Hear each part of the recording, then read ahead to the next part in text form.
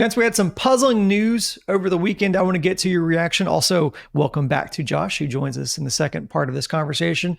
Dana Brown told the media that Jose Abreu could be back with the team as soon as the end of the week. And I say it's puzzling news because up to this point, we really hadn't heard anything about him making progress or really improvements. Jeff Bagwell reportedly told Dana Brown that the mechanics for Abreu are improved, and they want to take a look at him. Look, John Singleton hasn't been great, I'd say, in his replacement, but he's been good enough. He had, just for comparison's sake, he had 2 RBI in the Brewers, in the final game with the Brewers, which is one short of Abreu's entire RBI total for this season. Now, that's not to say Big John's been some sort of RBI machine. Those were his first 2 since May 9th, so let's not go crazy. But Abreu's batting average to this point has been less than 100. Guys, is there any reason the Astros should be upsetting the apple cart right now? $750,000 reasons per week. That's what they pay Jose Abreu. $750,000 per week over the regular season, whether he's gumming up the Astros lineup, dropping routine pop-ups, or hanging out with rookie leaguers and spending nights on South Beach or playing shuffleboard, whatever he's doing over in Florida before finally getting around to appearing in a couple of rookie league games. So it's about the money. It's about trying to salvage something still from the contract, mixed in, I would say, with a little bit of desperate hope and deference to the career that Abreu has had to give him one more shot. But how much of a shot, right, as the Astros have climbed pretty well out of that premature grave that many had dug for them, and they were doing a decent job of digging for themselves. It's not spring training. It's not rookie league ball. So you're just going to drop him in the lineup when he gets back here. I guess as a platoon player, the first full series that Abreu figures to be back, if it's not Oakland, it's Seattle next week. A rather important series. So, hey, Jose, get out there and do your best. No, thank you. What's the hurry? I don't understand. What we didn't hardly get an update for a while, and then we get an update, and they're talking about him coming back to the team already. That just, why so quick? Why wouldn't he have to go, I don't know, hit in AAA and prove that he can actually handle minor league pitching? Why wouldn't that be the point? And it's not the best thing for the player. You want him to be showing that he's having some success in the minor leagues before you bring him up to the major leagues, because you don't want to have to keep sending him up and down and do it. I don't understand the rush here. I do get that they are going to give him another chance. They're going to try to see if they can salvage this, and that's fine. I expect them to do so. The money's guaranteed. You might as well try and see what you have. But is this the best thing for the player when he's not even facing any real high level competition before you're bringing him back up to the big leagues? And the club's winning. I don't understand the timing of doing this right now. One element that I don't have any reason to think it's coming to the fore, Abreu's healthy. Other than his swing and his fielding, but physically he's healthy. He's not on the injured list. He had to agree to go down to the minor leagues. So if the Astros were to say, you still look terrible, you want to go to Corpus or AAA for a little bit, Sugarland's right nearby. All the restaurants are right there. Abreu could say, no, I think I've had enough. I want to get back with the big league club. And if he's not hurt, the Astros then would have to put him back on the big league club or release him, or designate him for assignment ahead of release. I'm pretty sure if he released, no one's going to trade for Jose Abreu at his existing contract. So maybe that's not on the front burner now, but it could get there. I've seen some speculation that maybe this is the Astros just wanting to settle this, bring him back, let him take one final look at him and just make a decision one way or the other and cut bait. But Josh, I agree with everything you said. The timing is just so weird on this. And look, now, Dana Brown always said when Dusty was the manager. He said that the manager sets the lineups. So if I'm a spot, I really don't know what I do, because you're putting him in a really tough spot. Abreu, as of right now, and everything we've seen to this point, is not a good player. The team is winning, but if Abreu's sitting on your bench and you're not playing him, if you're a spotter and you're truly making this a meritocracy and you're playing John Singleton because the play warrants it, that's not good for morale that Jose Abreu comes back and he's just sitting. It also doesn't seem to be what the expectation is from consultant Jeff Bagwell and GM Dana Brown and however much influence they have. It also, look, and the biggest issue, there's a considerable amount of money that Charlie mentioned that you still owe him. And if you're a spotter and you sit Jose, you can't imagine that's endearing himself to Jim Crane at that point again, or any of these other people who have decided, okay, it's good enough. He's played two games in South Florida. It's time to bring him back. If you're a spotter and you say, I don't want to mess with the vibes here, and you don't play him again, like you can't imagine that's going to make you, it's going to endear you in any way to the decision makers there. So what is a young manager to do in this spot? Yeah, it is a challenging little conundrum, because there's the saying, which does not hold true all the time anyway, that, you don't lose your job because of injury. Abreu didn't lose his job because of injury. He lost his job because of lousiness. He had to agree to go to the minor leagues to try to rehabilitate himself here. But that, okay, he's feeling good, or he's looking okay on the backfields in Florida, pass go, collect $200 and reclaim your spot at first base. No, that's not how it should work. Platoon role at the most. And obviously, the only value he offers, if it's there, is in the batter's box. He's a minus defender. He's obviously not a speed guy. He doesn't offer you multi-positional flexibility there. So with Singleton against righties, Dupont got a start the other day at first base. Right, Caratini can play a little first base, though we haven't seen any of that. But what will it take for them to swallow hard and say, all right, what's left on the contract is a completely sunk cost? Because if he gets a start against the lefty on a Tuesday and the next start is against a lefty the following Saturday, right? Is he getting continuity of opportunity? He doesn't deserve it now, because it's about, or should be, what's best for the 2024 Houston Astros. And Joey Loperfido, as I mentioned in the first part this week, he should be getting first base reps with the outfield log jam, with McCormick coming back, and Jake Myers now the MVP of the American League all of a sudden.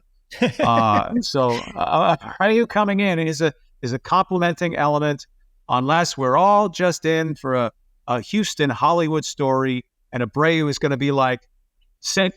Louis Cardinals second time around Albert Pujols, where that guy didn't sip from this fountain of youth. He was chugging like a son of a gun, and look, that guy hit again.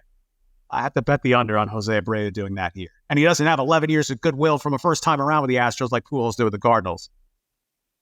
And if that's the plan, is to platoon him, I'm looking at his splits from this year. We know it's awful, but he was actually worse against left-handed pitching. 0.044 as opposed to batting 125 against righties. So that doesn't even make a lot of sense. I know the sample size isn't big, but just putting that out there, like he wasn't hitting better against lefties. I don't know what's going to happen here, but I do know this. Typically when they bring a guy up like Loperfido, whoever, they like to play him like that night, that day. They typically, when they bring these guys up, they bring them up to play them. They may not continue to play every day, but they usually play them when they join the club. So I would think that they're probably going to put Abreu in there that first game that he comes back. So I feel bad for Joe Espada having to deal with this. He's in a tough spot, and you feel bad for Abreu too. He doesn't want to, he doesn't want this to be what's left of his legacy in, of his time with the Astros. It's just been a big disappointment, but I'm with Charlie. I don't see any little glimmers of hope that he's going to find it. I will say, if we're going to look positive, Jeremy Pena spent a lot of his time in spring training on the backfields, not necessarily playing in the regular spring training games. And he's been great this year. That extra work on the backfield seemed to have worked for Jeremy Pena. So I guess you just hope that maybe it'll work for Abreu too. Yeah, and look, I do want to give Abreu his props for his time here, because he doesn't have 11 years of goodwill for sure, but he does have a playoff run of goodwill with this team, because I don't know that the Astros beat the Twins in that series, because he was basically their only offense in some parts of that series. So I do want to say he does deserve credit for what he's done here. I don't want to begrudge him his accomplishments, but he was bad leading up till that. He's been worse this season leading up to him going down to Florida. But speaking of goodwill, and I'll ask this on our way out and any other final thoughts you have, but speaking of goodwill here, this situation, especially with Jeff Bagwell's name being tied to it, is not doing Jeff Bagwell any favors in the public eye here, in his persona as a legacy, athlete here in Houston, one of the icons of Houston sports here. Does this situation, if it goes bad, combined with all of the other things that have led up to this, does this have the potential of really spoiling Jeff Bagwell's reputation? And again, like, I don't want to begrudge him of his accomplishments. He is literally one of the best athletes we've ever seen within the city, and nothing he can do, from a front office perspective, can take that away, but it certainly can spoil his reputation with fans here. Do you think we're on the verge of that, or will fans always have that ability to partition accomplishments on the field versus whatever they think his influence is off? I don't even think it's a bug on the windshield in terms of Jeff Bagwell's Houston legacy. This was the end of September, and they were trying to jam a square peg in a round hole, or a round peg in a square hole. And this is the ship we're going to go down with. Abreu is going to be in there the last week of September. We're trying to make the playoffs, and they missed the playoffs, or he's going to be in there in the playoffs, and he does nothing in the playoffs. We're still in May. If Abreu goes 1 for 17 and then they release him, that's not going. If the Astros barely miss the playoffs, that's not going to be the reason why. And look, within the brotherhood, I guess we can understand Bagwell being sympathetic to a first baseman in his late 30s with funky hair off his chin who just can't do it anymore.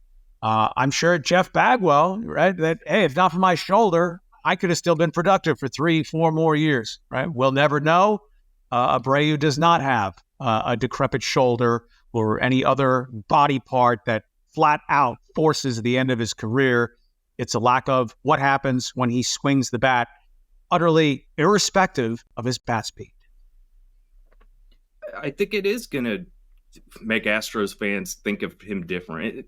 It's, what have you done for me lately? He hadn't hit a home run in a really long time, but he's been real active in this front office stuff. And Abreu or Bagwell? The home run in a long time. Yeah, exactly. And I just think, and it's pure speculation, but my opinion, I think it was Dusty and Bagwell that ran off James Click. And I'm sure it came down to being Jim Crane's decision, and we heard reports that they didn't get along, all that. And that all might be true.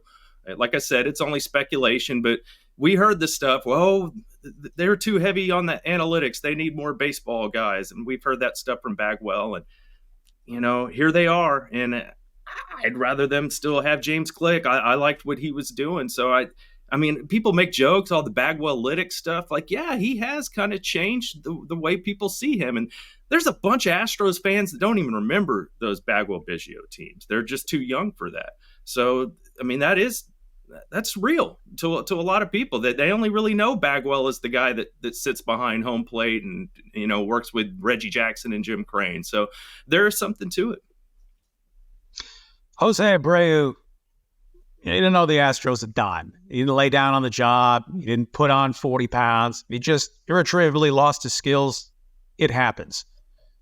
Nonetheless, if Jose Abreu wants an esteemed spot in Astros baseball lore, he should say, I'm taking all my money this season, but the $19.5 million I'm guaranteed, I'll give every dollar back if it effectively goes into the re-signed Kyle Tucker fund. Indeed. Well, and look, I don't want to put this, all on Bagwell. And Josh, because you were saying, you think him and Dusty, were part of what ran James Click out of town. That doesn't happen without Jim Crane allowing it to happen. And so I think, fans need to keep in mind, and I think Jim Crane would agree with it. The buck stops with him. So any decisions that get made organizationally are ultimately what Jim Crane allows. So I think, I think, what I'm trying to say is Jeff Bagwell can only insert as much influence as Jim Crane allows to happen. So ultimately, if you think what Jim or Jeff Bagwell is doing is a detriment to the team, or maybe not detriment, maybe that's a strong word, maybe that it hasn't been a positive influence onto the team, well, I think you have to look at what Jim Crane has allowed to happen on his watch. And again, I don't think that's anything that Jim Crane himself wouldn't agree with, because I think he ultimately takes responsibility and believes the buck does stop with him. I'll give you guys the final word. In this case, $58.5 million stop with Jim Crane. And you don't want to light that remaining pile on fire if you can avoid it. So Abreu gets another opportunity. Yep. I mean, you got to give him a shot. You already paid him. They wouldn't have sent him down to work on his swing if they didn't want to try and give him one more opportunity. So you hope it works out, and we have to remember too, with hindsight, many of us thought the Abreu thing was an exciting addition to the club when it happened. So we just didn't see him falling off this quickly. Maybe Keith Law did, but the rest of us really didn't. And it's unfortunate. We'll see if he can recapture some of that magic, but it's a long shot at best right now. Yeah. Well, I think Keith Law would be the first to tell you, and I think he has, that he didn't even predict how quickly the fall off would have been for Jose Abreu. It's just unfortunate, the circumstance, what it was. It makes, look, revisionist history and all, and the people saying you should have stuck with Yuli, that's ridiculous. I think you were able to squeeze out of Yuli the last bit of production out of him. It just is what it is. Sometimes you get unlucky. That's going to be it for this episode of Stone Cold Stros. If you listen on podcasts and you enjoy the show, please be sure to give us a 5-star rating. Charlie, Josh, and I will catch you next week, but you don't have to wait that long to get your Houston Sports Fix. All you have to do is subscribe to Sports Map Houston and Sports Map Texans on YouTube. We'll have some more content for you during the week. Until next time, go Stros.